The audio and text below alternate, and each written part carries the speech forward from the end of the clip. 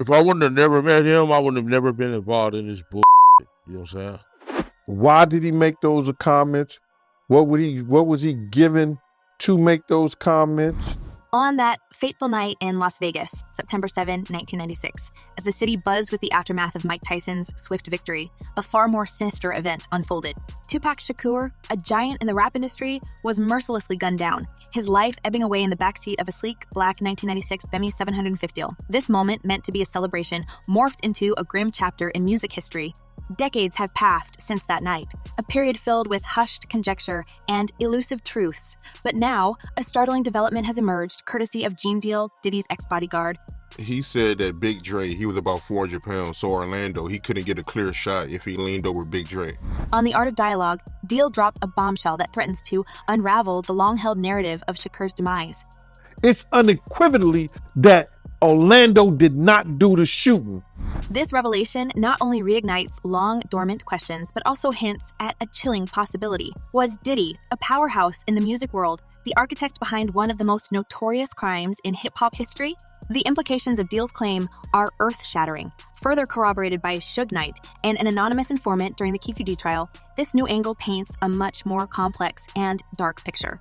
Gene Deal, fueled by evidence and a potent mix of passion, challenges the decades-old story told by Keffe D, suggesting a deep-rooted conspiracy with potentially devastating ramifications. He knows who he gonna get a gun to do the work. It ain't gonna be no ifs, ands, and buts about it. So if he handed Dre a gun... This revelation brings to the fore an alternative suspect, Big Dre. According to an undisclosed source referenced by Deal, Big Drew, not Orlando, was the key figure on that tragic night. He had a dislocated arm. And whether it's his shooting hand or not. This claim is bolstered by descriptions of Big Dre's imposing physical stature, estimated to be around 400 pounds, casting doubt on the feasibility of Orlando executing the shooting over such a massive presence. But the reason he told that story at that time, Dre was still alive and Orlando was dead. As we delve deeper into the intricate web surrounding Tupac Shakur's assassination, the role of Diddy's bad boy entertainment in the 90s hip-hop landscape cannot be ignored. The label, a titan of East Coast hip-hop, was the archival of Shakur's death row records. Shakur's demise, a seismic event, cast a dark shadow over death row, while seemingly paving the way for bad boy entertainment's artists to ascend. The intersection of Diddy's rise and Tupac Shakur's demise sketches a macabre scenario, suggesting motives intertwined with personal and professional rivalries. Keffe D's startling confessions in his book, Compton Street Legend, add fuel to this narrative of intrigue. His chilling account details his conversations with Diddy, where Diddy allegedly expressed a wish to handle Shakur and Suge Knight. They'd give us anything for them dudes there, you know? Yeah. They'll give you anything for these guys' head? Yeah, he said it in front of all those people. I couldn't believe it. Keffe D's alleged response, "That's not a problem. We can make that happen," echoes through the annals of this mystery, casting Diddy as a possible mastermind, with Orlando Anderson as an unwitting pawn. He tells you, seriously, man, I need to get rid of these guys. I mean, he's looking at you in the eyes and he's like scared. Yeah. Furthermore, Keffe D claimed in an interview with The Art of Dialogue that Diddy was happy as hell when he learned it was Keffe D's group who executed the attack, lending a sinister edge to the unfolding drama. Gene Deal, Diddy's former bodyguard, steps into the fray, bringing insights that further tilt the balance of suspicion towards Diddy. Deal suggests Diddy might have leveraged the situation for his gain, targeting Tupac Shakur in a broader strategy of industry dominance and personal vengeance. His comments not only add depth to the existing theories, but also raise questions about his current motivations. Are these revelations driven by a genuine quest for truth or something more self-serving? Diddy has some kind of involvement in a for hire scheme. Interestingly, Las Vegas officials also maintain that Orlando was not the gunman, a stance that throws a wrench into the widely accepted narrative. This inconsistency begs the question, are Keffe D's accusations a clever misdirection, possibly orchestrated by Diddy to deflect suspicion? Already attacked Orlando Anderson. They'd had a previous beef. In a recent conversation with The Art of Dialogue on October 26, Deal provided more insights. While acknowledging his past interactions with Keffe D, he stopped short of directly implicating Diddy in any criminal actions, focusing instead on their social ties. Keffe D, I've seen him a number of times. They were socializing, gambling, drinking, and spending time together in hotels. They did have a relationship, Deal noted, describing the interactions as social and casual. Deal also expressed his readiness to testify if needed, suggesting a willingness to be transparent about these events. He further referenced Detective Greg Kading's work, casting doubt on Keefe D's statements and hinting at possible coercion in securing these narratives. Keefe D, no disrespect, Deal said, did what was necessary to secure his liberty. He said what he had to in order to be a free man. This statement underscores the complexity of Keefe D's position as a key figure in this ongoing narrative. Kading's findings led him to conclude that Diddy hired Crips gang member Dwayne Keefe D. Davis, Shakur, and Suge Knight. The narrative surrounding the tragic demise of Tupac Shakur, one of hip-hop's most iconic figures, continues to thicken with myriad voices, adding to a chorus of accusations and theories. It's not only Gene Deal and Keefe D who are pointing fingers at Diddy's alleged involvement in this dark chapter of music history. Other notable figures are also joining the fray, each bringing their perspective and stirring the pot of this complex saga. Mace, a Harlem native and former signee of Bad Boy Records, subtly nudged at Diddy's rumored connection to Keefe D and the assassination of Shakur. My top 5 trash moments of the week, I'm gonna start it out with no other. Damn! Keefe D. Keefe D. On an episode of It Is What It Is, Mace's feigned ignorance when discussing Keefe D was telling. Wait.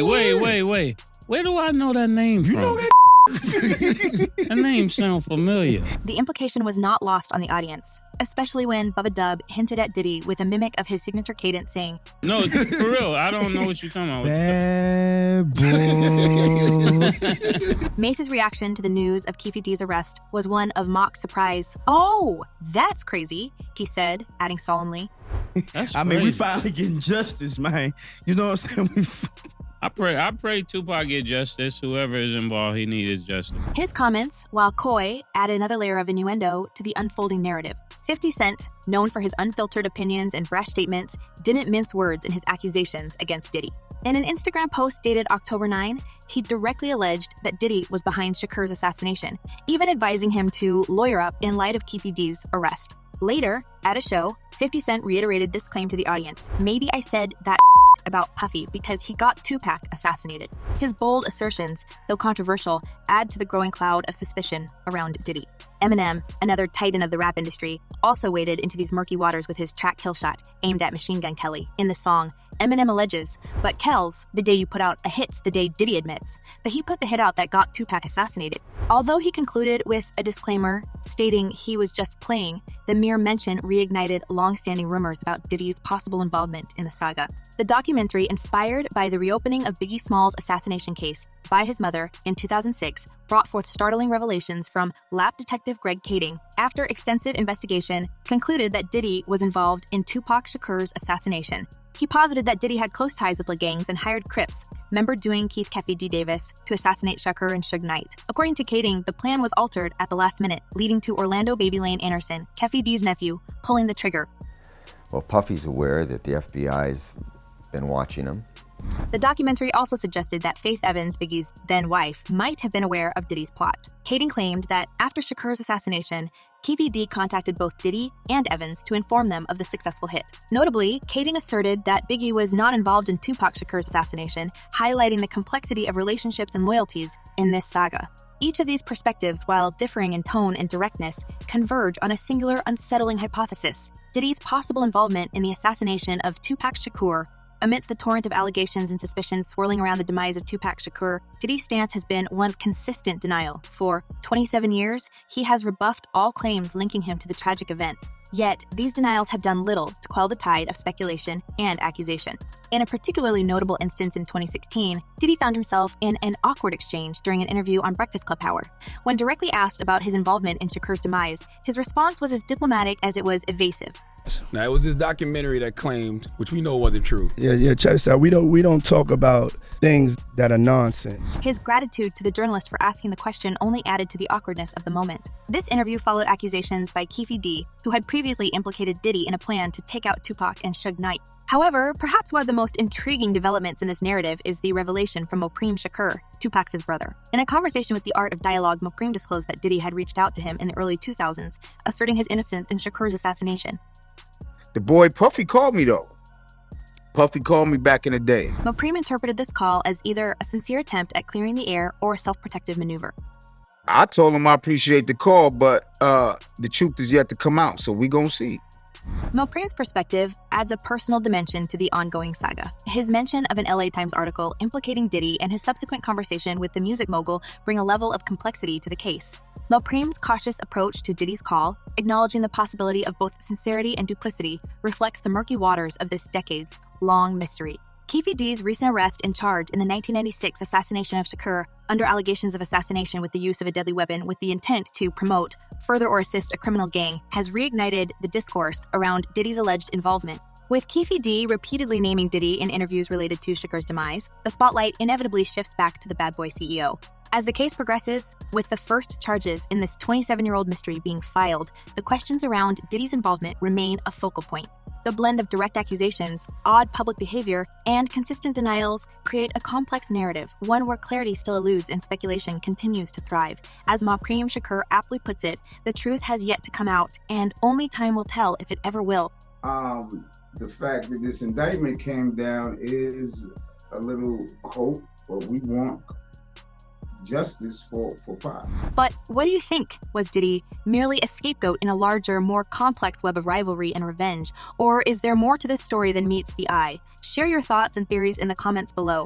Do you believe the truth will ever fully surface? Or will it remain shrouded in the shadows of hip-hop lore? Until next time, keep questioning, keep speculating, and as always, stay tuned for more.